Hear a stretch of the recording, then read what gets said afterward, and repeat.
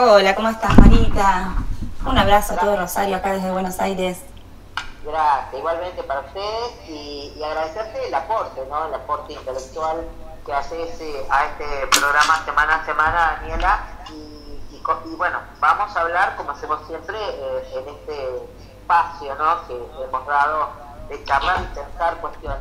Ustedes saben que en este espacio intentamos ver pensadores nacionales y pensadoras. Así que en esta oportunidad vamos a charlar de Carlos Mujica, un cura villero, el cura rubio, que renunció a un montón de privilegios por un montón de amor popular. ¿Vos qué sabés, Marita, de esto? ¿Sos católica aparte? ¿Conoces su historia? Me imagino que sabés un montón, por eso me gustaría primero que nos cuente. Obviamente uno es católico, no apostólica romana, pues no voy a la iglesia todos los domingos, profeso la religión en el día a día. Sí. Creo en hacer el bien al prójimo las 24 horas y los 365 días del año. No ir a la iglesia, viste, a dejar una dádiva y después no atender bien a un chico que viene a tu casa a pedirte, no sé, un paquete de fideo. O sea, trato de la religión, practicarla en serio, por lo menos así la veo yo, criada además y educada en un colegio un liceo de señoritas, de aquí de Rosario, muy prestigioso, o sea, conozco las bondades y las no bondades, por supuesto, de la religión, pero creo en el prójimo y amo al prójimo en ese sentido. Y de Carlos Mujica, vos dijiste bien, es un ejemplo que me parece fundamental en un momento en donde se habla de los privilegios de los laburantes, ¿no? Y vos dijiste justamente, lo presentaste a Carlos Mujica, un sacerdote, un hombre de la religión, que dejó su vida privilegiada porque era de una familia acaudalada y se dedicó nada más ni nada menos que a las personas que menos tienen. En la Villa 31, que está frente a Retiro, entre otras cosas, es muy recordado, ¿no? Y muy querido, y está siempre presente su imagen. Sí se ve cuando uno entra, por ejemplo, a la terminal de ómnibus de Retiro. Está ese lindo homenaje, que es hecho por el mismo artista que hizo el de Evita, ¿no? Que lo quieren sacar. Terrible. Bueno, qué importante esa iconografía, porque nos recuerda nuestros valores y todo ese conocimiento que venimos siempre a destacar como una construcción de la humanidad, ¿no? Somos seres sociales, nacemos en un contexto, justamente hablamos, y eso es una forma de esa tecnología que se desarrolla con el correr de los años de la humanidad, ¿no? Por más que muchas veces nos quieran sacar de la historia y hacer creer que somos seres individuales, en realidad somos una pura conexión energética e histórica con los demás. Y Carlos Mujica hablaba de la revolución interior. Él quería tomar el ejemplo de Jesús como un revolucionario y sacar de la religión todo ese conocimiento que formó humanidad, que formó y organizó a la humanidad a través de la paz, ¿no? Cuando hablamos de doctrinas, cuando hablamos de ideologías, siempre estamos hablando de una tecnología alrededor de una forma de organizarse, ¿no? Hay idiomas, hay diferentes formas de nombrar, pero en definitiva siempre todo se trata de una dialéctica alrededor de la esclavitud, habíamos dicho. Por eso a veces se ven encuentros, por ejemplo, entre partidos políticos que parecen ser diferentes, pero se unen en fines, ¿no? En definitiva es eso, hay formas distintas de llegar a los mismos fines y la humanidad lo va logrando a través de su historia y de las ideas y doctrinas y formas de organización que toma. Bueno, una fue la Iglesia Católica, que en el año, ya les digo, 1943, qué casualidad, con el ascenso de Perón también, Pío XII ya había hecho un llamado a los sacerdotes para volver a la Biblia. Es decir, que querían revalorizar la palabra y la concreción de eso que se decía. Hablaban de una praxis, de abrir las iglesias, ¿no? De que sea para los pobres, de volver a esta idea de que somos polvo que respira y no alma y cuerpo y toda una cosa individual, ¿no? El polvo que respira es todos somos lo mismo, ¿no? En Latinoamérica, en 1967, se firma un documento tercermundista, ¿sí? Justo es la etapa en la que Mujica, habiendo estudiado el sacerdotismo, decide tomarse un año sabático y se va a Francia. Así que vive el Mayo francés, vive toda esta revolución que tenía que ver con la juventud y la imaginación al poder, ¿no? Con devolverle la capacidad de crear su realidad a las grandes mayorías. Y en esa época también lo conoce a Perón, en el exilio, ¿no? Era súper guevarista, él era muy marxista. Este movimiento tercermundista lo que hacía era recuperar de Europa las teorías emancipatorias, que en ese momento era el marxismo, ¿no? Para volver a desdemonizar estas doctrinas. A veces llegan, eso es el fascismo, ¿no? Llegan a construir un enemigo en base a una idea o una doctrina y se olvidan de que en realidad solo somos lucha de intereses y discusiones sobre decisiones para tomar, ¿no? Entonces, el marxismo era eso, era un estudio filosófico de cómo construir un mundo, ¿no? Y aparte económico y demás, y que influenció a toda la filosofía. Entonces lo que hizo este movimiento tercermundista fue unir las luchas obreras de Europa, que eran marxistas, a las teorías de la emancipación que traía la Iglesia, ¿no? Esto se vio reflejado en Latinoamérica, y era un movimiento, les repito, súper pacifista, ¿no? Súper pacifista, que buscaba eso, la igualdad, el amor, y que planteaba una especie de disciplina moral para renunciar a nuestros propios intereses en función de los intereses comunes, pero en una búsqueda de una felicidad colectiva, ¿no? No en esta cosa de sufrir por sufrir, que tiene muchas veces la Iglesia y que es un opio, ¿no? De los pueblos, una forma de justificar la esclavitud. Él se oponía a eso. Y bueno, si querés nos metemos en sus ideas para que aprovechemos el tiempo sobre sus ideas. Por ejemplo, con la juventud, Mujica fue esencial. Él es un referente, era muy mediático, tenía un capital erótico, podemos decir.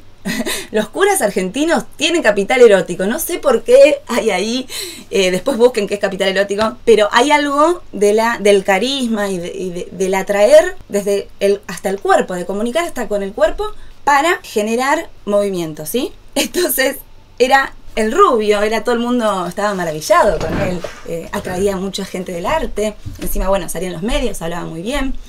Al principio tenía una forma de hablar muy elitista y cuando se fue a vivir a la villa, no vivía, sino que estaba todo el tiempo en la Villa 31, que lleva su nombre, empezó con mucha escucha activa a ver cómo se relacionaban las personas de esa villa, ¿no? Aparte había mucha gente de Bolivia, aprendió a comer sus comidas y a reírse de las mismas cosas y a hacer los mismos chistes e insultar de las mismas formas.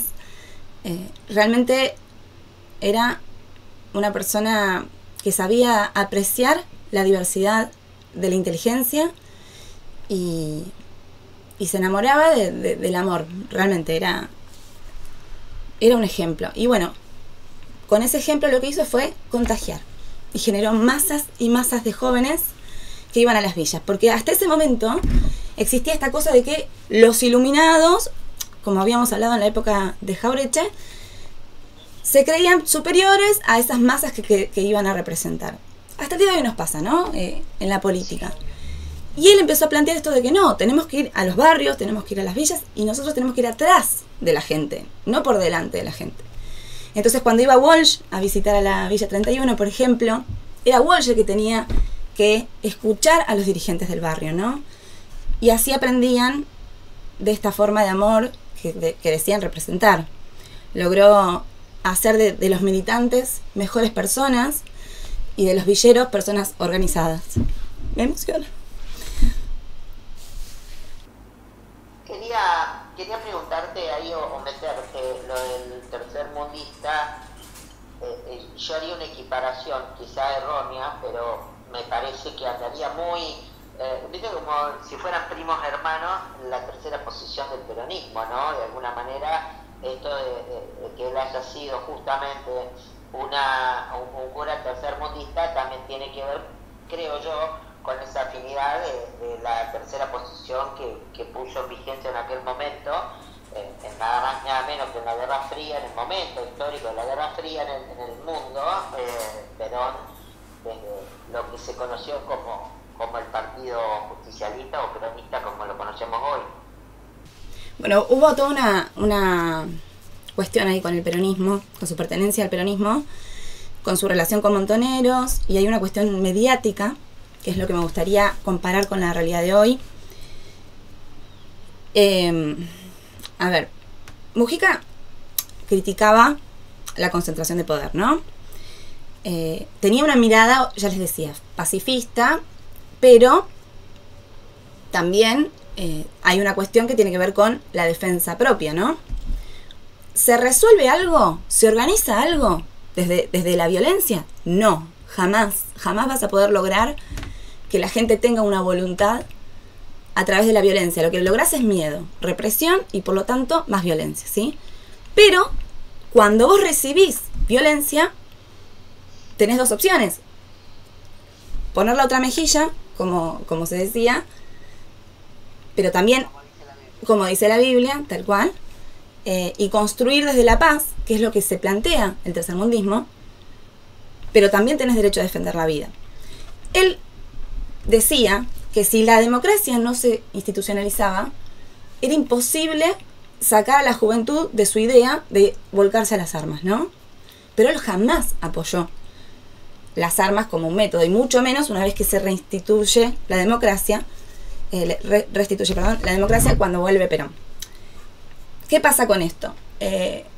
Una parte de Montoneros planteaba que tenían que defenderse porque estaban organizándose a través de López Rega su persecución, ¿no?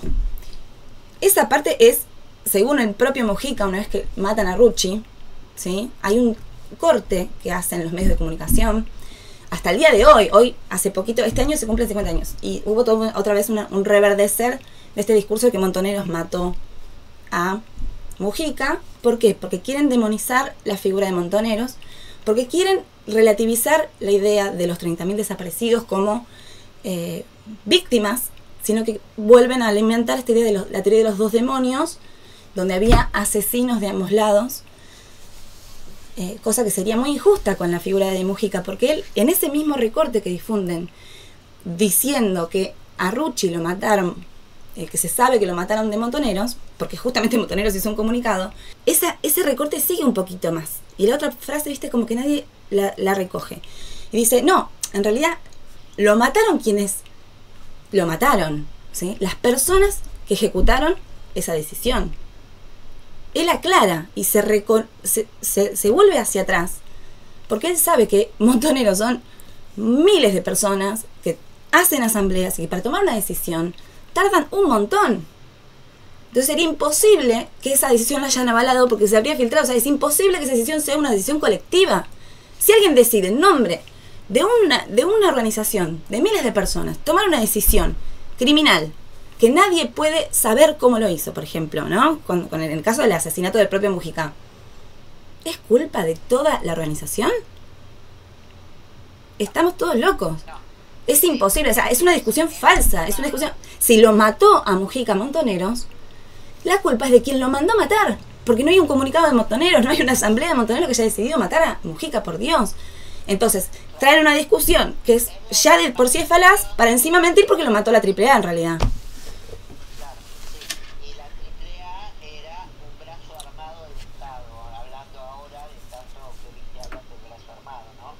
Exactamente, sí. La AAA era la predictadura, y justamente tiene mucho que ver con esto que anunció Milei ahora, o este grupo de Milei que querían ser el brazo armado y después se va. Y tiene mucho que ver con este discurso de la derecha peronista, que quiere cerrar también con Villarruel en esta persecución de un supuesto progresismo, que no existe, no hay un partido progresista, ¿entendés? Somos las personas que reivindicamos los mismos ideales de los 30.000 desaparecidos y queremos seguir luchando y usando la política para conseguir derechos, nada más.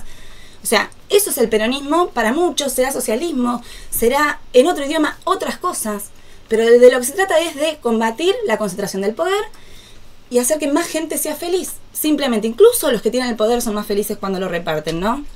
Y ahí mi diferencia con mucha gente de los 70 o con esta idea de sacrificarse y no reivindicar también la propia felicidad, o sea, mientras que hacemos. Pero bueno, vamos a terminar con Mujica. Él critica entonces la militancia, lo mismo que estoy diciendo yo, él critica la concentración del poder, se diferencia de esta cosa de que muy poquitos tomen decisiones, ¿no? Se diferencia de las relaciones que tienen con la gente que dicen representar. Y con Perón termina peleándose porque él quería que la urbanización de las villas le haga la misma gente de la villa. Entonces se resolvía el trabajo y aparte rendía mucho más la plata, ¿no? En cambio, ¿qué quería la gente que estaba con el peronismo ya metiéndose en el negocio de la política? Querían que sean constructoras, no tercerizadas, y sacar a la gente de la villa y llevarla para monoblocks, para otro lado. Esta idea de Mujica de que el dinero del Estado tenía que ser totalmente legislado y que tenía que ser directamente hacia la gente, era muy interesante y recién fue retomada durante el gobierno de Néstor Kirchner por organizaciones como la Tupac Amaru, que lograron exactamente ese sueño que él tenía, ¿no? Tomar el dinero que se desperdiciaba yendo a constructoras y con ese mismo dinero que algunos construían, por ejemplo, 500.000 viviendas, la Tupac construía 1.500.000, más un club, más un centro de salud, más una plaza. Como la demonización de ciertos sectores que hay hoy, qué sé yo, el caso de Milagros Salas, y podría decir, bueno, el tema de Grabois y todo, cómo se ha estigmatizado estos sectores. Te cuento que se nos termina el programa. Sí. Quiero agregarte algo rapidito, más que nada no para vos sino para la audiencia, que la AAA, la AAA significaba Alianza Anticomunista o Antiperonista Argentina, ¿no? Que por eso hablé lo del brazo armado y tener en cuenta que lamentablemente estamos repitiendo la historia y agradecerte que vos nos traigas estos hombres y mujeres que han tenido semejante protagonismo como en este caso Carlos Mujica. Sí. Busquen Peronismo y Cristianismo, que es un libro de él, que es uno de mis libros de cabecera. Búsquenlo, léanlo, búsquenlo en entrevistas, porque, bueno, es bastante actual y aparte necesitamos recuperar esa forma de amar, ¿no? Recordar que él era un pacifista, él estaba en contra de las armas y murió acribillado. Eso es injusto y no podemos volver a vivir eso. La gente que lucha tiene derecho a ser feliz. Te agradezco, como siempre, te mando un abrazo gigante y buen fin de semana. Igualmente, abracito.